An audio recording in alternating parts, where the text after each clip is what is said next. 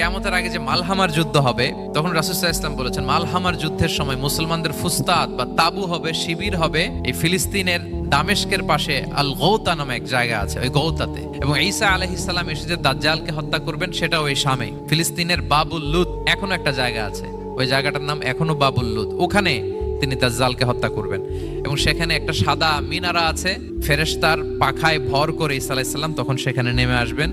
ওই ফিলিস্তিনের ওই শাম দেশের ওই মিনারার পাশে তিনি এসে পৃথিবীতে তিনি নুজুল করবেন, নুজুল ঈসা আলাইহিস সালাম। যেখানকার বেথলহামে ঈসা আলাইহিস সালাম, জেসাস ক্রাইস্ট তিনি জন্মগ্রহণ করেছেন, ঈসা আলাইহিস সালামের জন্মস্থান। তাহলে 3 জাইতুনের শপথের মাধ্যমে মূলত আল্লাহ তাআলা ঈসা আলাইহিস সালামের জন্মস্থানের শপথ করেছেন, কারণ সেখান থেকে ওহী বিচ্ছুরিত হয়েছে, ওনার কাছে ইনজিল নাজিল হয়েছিল। এবং এই শামের মর্যাদার ব্যাপারে অনেক কথা আল্লাহর হাবিব সাল্লাল্লাহু আলাইহি ওয়াসাল্লাম তিনি বলেছেন।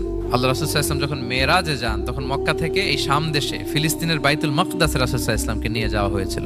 এবং রাসূল সাল্লাল্লাহু আলাইহি ওয়াসাল্লাম প্রায় বলতেন তুবা আলি শাম, শামের জন্য বরকত, কেননা ফেরেশতারা তাদের রহমতের পাখা শাম দেশের উপর বিছিয়ে রেখেছে। এবং তিনি বলতেন ফিতনার সময় আলাইকুম বিশাম, তোমরা শামে যেও, শামে থেকো। এবং তিনি দোয়া করেছেন আল্লাহুম্মা বারিক লানা ফি শামিনা, আল্লাহ তুমি আমার শামে, শাম অঞ্চলে আল্লাহ তুমি বরকত দিও। এবং হাদিসে এসেছে এই শামই হচ্ছে আরদুল মাহশার, এখানেই হাসর হবে। শাম অঞ্চলকে বিস্তীর্ণ করে এখানেই ময়দানুল মাহশার আল্লাহ তাআলা কায়েম করবেন, হাসরের ময়দান এখানেই হবে। এবং সেখানেই হচ্ছে সানিউল কিবলাতাইন, আমাদের আগের কিবলা কিন্তু বাইতুল মাকদাসের দিকে ছিল, যেটা শামে অবস্থিত, ফিলিস্তিনে বাইতুল মুকাদ্দাস। যেই মসজিদে নামাজ পড়লে 1 রাকাতে 500 রাকাতের সওয়াব। 3টা মসজিদে সালাত পড়লে স্পেশাল ভার্চুর কথা আছে, এর বাইরে আর অন্য মসজিদের বিশেষ কোনো ফজিলত নাই, বাকি সব মসজিদ সমান। এক হচ্ছে মসজিদুল হারাম, 1 রাকাতে 1 লক্ষ রাকাত। 2 নম্বর মসজিদে নববী, 1 রাকাতে 1000 রাকাতের সওয়াব, আর একটা দুর্বল বর্ণনায় 50,000 রাকাতের সওয়াব। 3 নম্বরে এই মসজিদুল আকসা, 1 রাকাতে 500 রাকাতের সওয়াব। এই 3 মসজিদে যেন আমরা যে সালাত আদায় করতে পারি, আল্লাহ তুমি তৌফিক দান করো। 2 মসজিদে তো একেবারেই সহজ যাওয়া, মক্কা মদিনাতে।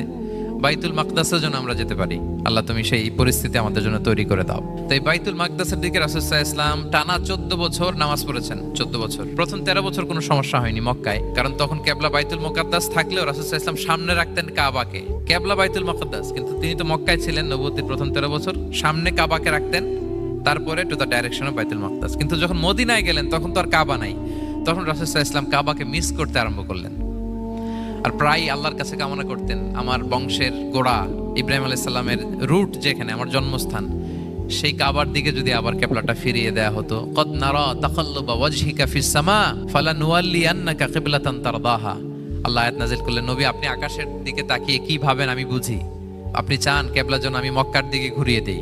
আল্লাহ তাআলা ঘুরিয়ে দিলেন। আল্লাহ বলেন ফাওয়াল্লি ওয়াজ